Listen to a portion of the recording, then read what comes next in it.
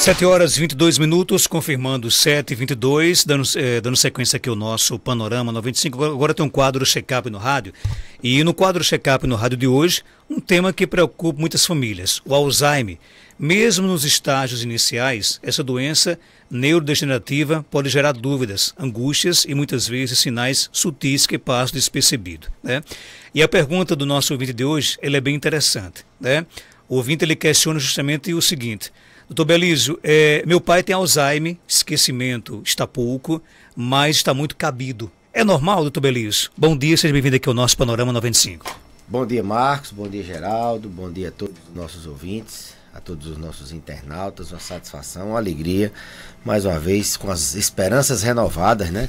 Esperança renovada. Participar aqui do quadro Check-up no rádio e falar de temas relevantes, né? Inclusive, falar de temas como a doença de Alzheimer, a demência na doença de Alzheimer. E dentre essa doença, existem os sintomas comportamentais, né? A demência de Alzheimer caracterizada por aquela perda na área da cognição, progressiva, insidiosa, ao longo do tempo, devagarzinho, aí dando uma esquecida aqui, vai esquecendo uma torneira ali, repete um assunto acolá, se perde na rua, mas à medida que ela progride, fazendo o tratamento, que o tratamento não é só medicamento, o paciente ele é uma doença neurodegenerativa progressiva, assim, ela vai piorar ao longo do tempo, na maioria das pessoas. Alguns progridem mais rápido, os pacientes mais jovens, de 60 a 70 anos, eles têm uma velocidade de progressão maior, eles evoluem em 2 anos muito rapidamente. Alguns que têm uma predisposição genética a fazer uma demência rapidamente progressiva por Alzheimer. Outros que têm alguns fatores que fazem com que a doença progrida mais rapidamente, como por exemplo déficit auditivo, é um fator que favorece, é um fator de risco para a doença de Alzheimer, além de ser um fator que acelera a doença. E esses pacientes, quando eu falo em progredir, eles passam da fase leve para a fase moderada, que classicamente é conhecida por sintomas no comportamento. Os pacientes que têm e estão nessa fase, eles têm alterações no comportamento, como por exemplo a desinibição. As pessoas tendem a achar que não, porque ele era cabido, sempre foi um mulherengo, ou a mãe, não, ela sempre foi danada, ela sempre foi ela passou muito tempo solteira, ou está viúva há muitos anos, e começa a perceber comportamentos estranhos, tanto do ponto de vista sexual. O pai perde a noção, tirando a roupa no meio da casa, andando no meio da casa, às vezes é visto se masturbando, tira cabimento com o cuidador, com a cuidadora, fala palavras que são inapropriadas. Isso é desinibição sexual. É um comportamento alterado, dos vários comportamentos, das várias alterações neuropsiquiátricas do Alzheimer na fase moderada, é a desinibição, seja ela sexual, seja ela verbal, seja ela por outra natureza. Por exemplo, a pessoa não tem freio de dizer, ela simplesmente ela é desinibida. Se ela acha que Marcos Dantas é feio, ela diz: olha, você é feio, e assim por diante. E aí diz aquilo que não tem o freio social de conter os preconceitos, de conter aquilo que pode ferir o interlocutor. Então, a desinibição, que provavelmente é o problema desse paciente, é um dos sintomas, dos inúmeros sintomas que a demência, as demências podem cursar ao longo da trajetória dela. Seja ela sexual, seja ela uma desinibição verbal do paciente, dizer o que ele quer, o que ele pensa, sem pensar no que isso pode trazer de consequências. Logicamente que existem vários outros, né? O paciente, quando progride, ele está ali, foi detectada a doença no início, uma fase leve, o paciente está fazendo tratamento, tomando medicamento, está fazendo a terapia de estimulação cognitiva, fazendo ali sua atividade física, tentando frear ao máximo a doença, mas com o tempo ele começa a aparecer Por exemplo, alterações do sono, não dorme, ou dorme demais, começa a aparecer alterações do humor, fica muito agressivo, fica muito irritado, ou às vezes fica muito deprimido, lembrando, chorando muito com coisas que parecem nem ter essa relevância toda.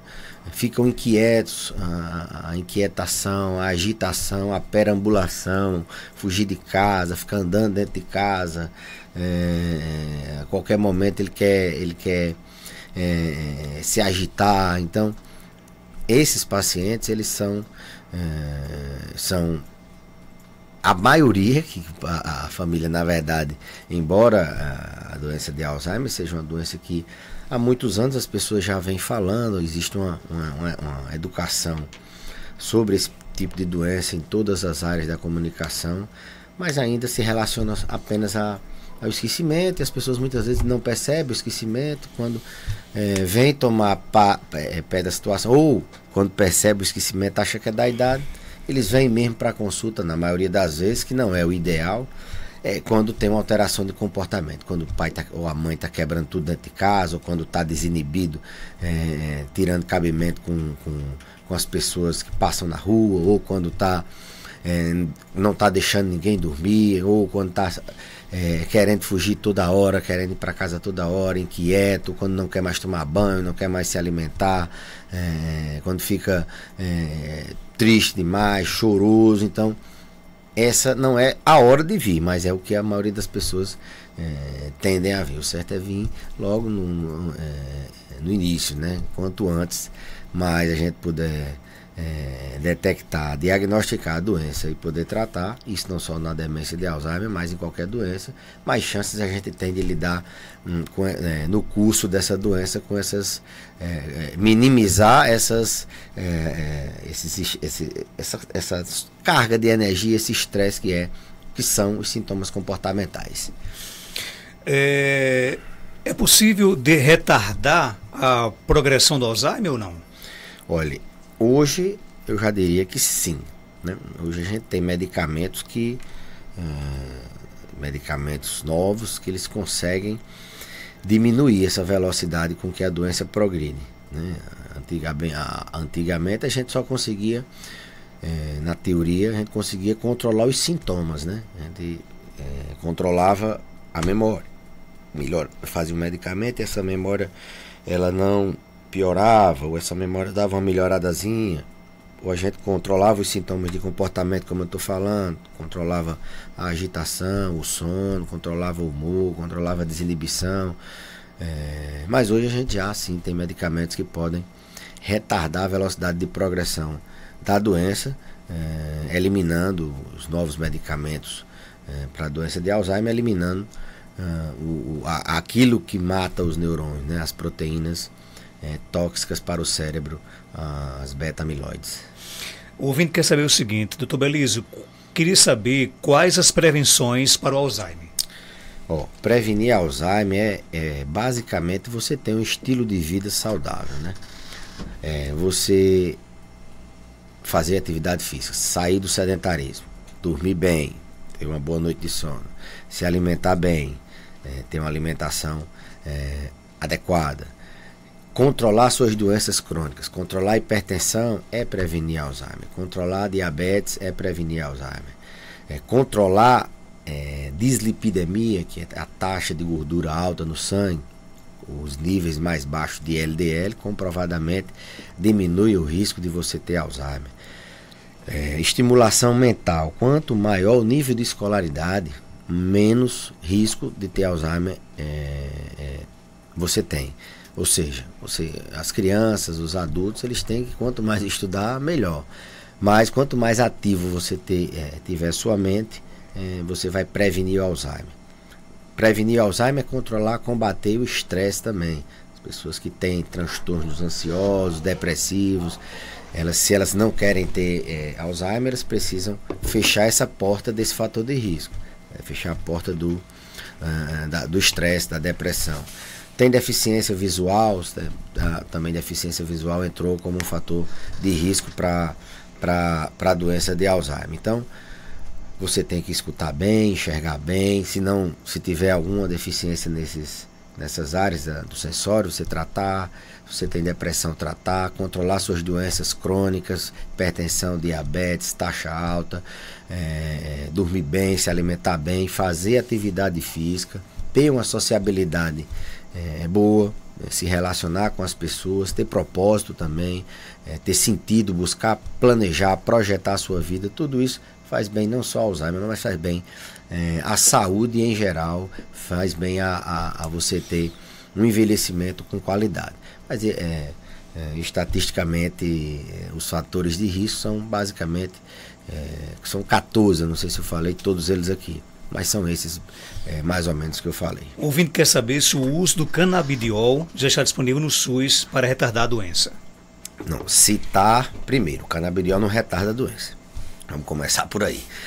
Canabidiol, na doença de Alzheimer, ele tem alguns estudos que demonstram esperança que vai dar certo, que o canabidiol pode controlar sintomas do comportamento refratários. Isso que ou seja, quando você tem esses sintomas do comportamento e esses sintomas, a gente não consegue controlar com as medidas convencionais, os medicamentos, aí você pode lançar mão do Alzheimer. É totalmente fake até o momento, até o estado da arte atual, até hoje o programa é totalmente fake que os canabidióis retardam a doença. O que retarda a doença são esses novos medicamentos que foram lançados no ano passado para cá, os anticorpos monoclonais. Canabidiol não é utilizado para retardar, para prevenir. Ninguém pensa em usar canabidiol para prevenir Alzheimer, a não ser que o canabidiol seja utilizado. A gente tem algumas evidências em tratamento de transtornos do humor, como por exemplo ansiedade, transtorno do sono, e aí você tratou aquele fator de risco com o canabidiol, e aí sim, indiretamente você está prevenindo. O canabidiol ele tem um uso bastante importante na medicina hoje, mas ele precisa ser usado para aquilo que ele se propõe. Não adianta você querer tratar uma febre com remédio para diabetes. Entendeu? Então o canabidiol ele não retarda velocidade de progressão, ele não é utilizado para melhorar a cognição. Isso eu não estou dizendo porque não foi testado, não foi testado e não demonstrou evidência de que melhora. Ele funciona nas alterações comportamentais quando há uma falência terapêutica, quando a gente não conseguiu tratar com os medicamentos convencionais, e você não tira tudo não, você usa, além de todos os tratamentos, você acrescenta o canabidiol. Tem várias outras utilidades, mas tem utilidade da dor crônica, evidência muito robusta. Epilepsia refratária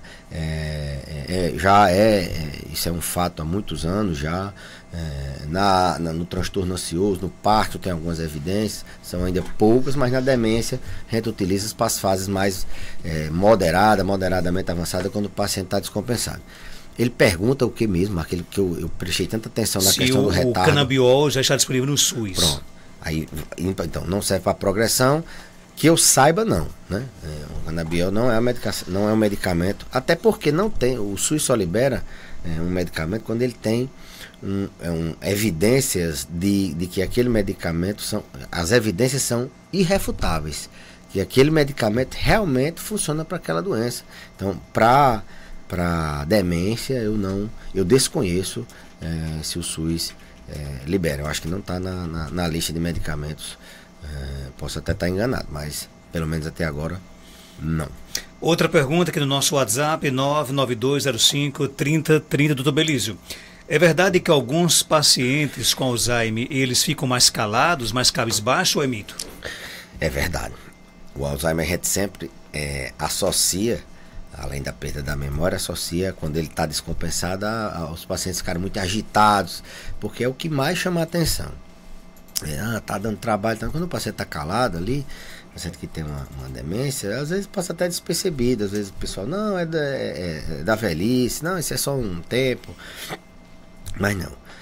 Quando o paciente está ficando mais calado, está ficando mais isolado, mesmo ele tendo a doença de Alzheimer, você tem que estar atento para que esse paciente não esteja passando por uma alteração de comportamento, que é exatamente o isolamento social ou uma apatia, que é inclusive, Marcos, o sintoma mais comum desses sintomas psiquiátricos. É muito mais comum ele ficar apático do que ele ficar inquieto, do que ele ficar... Muito mais comum não, mas é mais comum, né? Até hoje a literatura ela é coesa nesse aspecto de que a apatia é o sintoma mais prevalente. Acredito que até 30% dos pacientes que têm demência de Alzheimer, eles passam por esse sintoma que é a apatia, que é aquele paciente que tanto faz ele tá alegre como tá feliz, ele não muda de expressão, ele não tem felicidade, ele não tem tristeza, ele conversa pouco, faz diagnóstico diferencial, confunde muito com depressão na demência, porque a depressão também dá isolamento social. A diferença é que a depressão ela tem sentimento, o paciente se emociona fácil, ele se irrita fácil, ele fica alegre não, é depressão, né? Ou ele fica triste fácil, ele se irrita, ele perde o prazer de fazer as coisas. A anedonia, ele perde a anedonia, né? Mas a apatia, ele não tem emoção, ele não se coloca no lugar do outro, é empatia, né? A simpatia é quando você recebe bem as pessoas, e a apatia é o tanto faz, ele nem fica alegre, nem fica feliz, fica olhando muitas vezes no horizonte. Isso é um sintoma bastante comum, é um dos sintomas comportamentais da demência, é um dos sintomas mais terríveis de tratar, porque as evidências de medicamentos são frustras, alguns pacientes não respondem e as famílias ficam muito angustiadas, porque papai não quer mais conversar, mamãe não conversa, eu conto, o neto dela, o bisneto nasceu e para ela não tá, não sei, eu contei e parecia que nada daquilo ela ficou feliz. Então a apatia é um dos sintomas o mais comum, inclusive as pessoas trazem muito mais pela agressividade, pela agitação, mas a apatia é bem mais comum e é bem mais difícil de tratar. Qual é a relação do Alzheimer para essa questão do cara ficar cabido, o idoso ficar cabido? Ele fica mais cabido quando ele tem Alzheimer?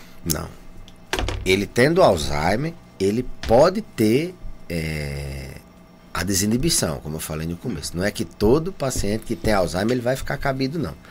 Ele tendo Alzheimer, ele tem um risco maior de ter a desinibição, seja ela sexual, seja ela a desinibição verbal, de ele dizer o que ele quer, na hora que ele quer, sem ter o freio social das regras sociais estabelecidas. Ele acha que uma pessoa é gorda, não está nem aí se aquela pessoa vai achar ruim de dizer que aquela pessoa está gorda ou não. Ele diz simplesmente. Não é que todo paciente que tem Alzheimer vai ficar cabido, não. Mas um dos sintomas dos pacientes que têm Alzheimer, ele pode evoluir com um desses, com esse sintoma, que é a desinibição, sim. A verdade é que pode ser Alzheimer, mas nem todo paciente que tem Alzheimer vai ser cabido, não. Doutor Belísio, que tipo de acompanhamento o paciente com Alzheimer tem que ter no dia a dia? Marcos, eu sempre coloco, tanto para os alunos, como eu coloco para os meus pacientes, até mesmo nas entrevistas, que um idoso que tem uma demência de Alzheimer, ele precisa ter, primeiro ele tem um acompanhamento de perto por profissionais capacitados, seja ele o profissional médico, seja ele o profissional da estimulação cognitiva, gente que saiba mexer com pacientes demenciados. Cuidadores, se possível, treinados, se for familiar, buscar informação. Ele precisa tá rodeado de pessoas que compreendem a doença. Não, muitas vezes a família até compreende, mas se envolve emocionalmente, não sabe dizer o não, ou às vezes quando diz de forma errada. Além disso, o paciente que tem doença de Alzheimer, ele precisa estar bem otimizado com os medicamentos e precisa ter uma rotina. A rotina do paciente que tem uma demência de Alzheimer, ela precisa ser estruturada, planejada e seguida. Todo dia ele tem que fazer aquelas mesmas coisas, porque eles têm dificuldade de novos aprendizados. Então, se ele muda a rotina, ele provavelmente ele vai, aliás, se ele muda a rotina, ele vai ter um problema na dificuldade dele aprender essa nova rotina. Ele pode desorientar, entrar numa confusão mental. Muito comum, idosos às vezes num período de festa, aí a casa dele fica cheia de gente e ele se agita naquele período porque não é normal, aquela rotina dele muda um pouco. Então, criar uma rotina de 7 horas da manhã, 6 horas, né? Ouvir Marcos Dantas. Aí de tal hora, dar uma caminhada, fazer um banho de sol. Tal hora, lanchar. Tal hora, fazer um alongamento. Tal hora, jogar, pintar, fazer alguma atividade de estimulação mental. Aí almoça, descansa o almoço, quando voltar do almoço, ter essa rotina. Facilita o cuidado. Você não é pego de surpresa com algumas coisas e facilita com que esse idoso ele não tenha descompensações, principalmente com sintomas neuropsiquiátricos.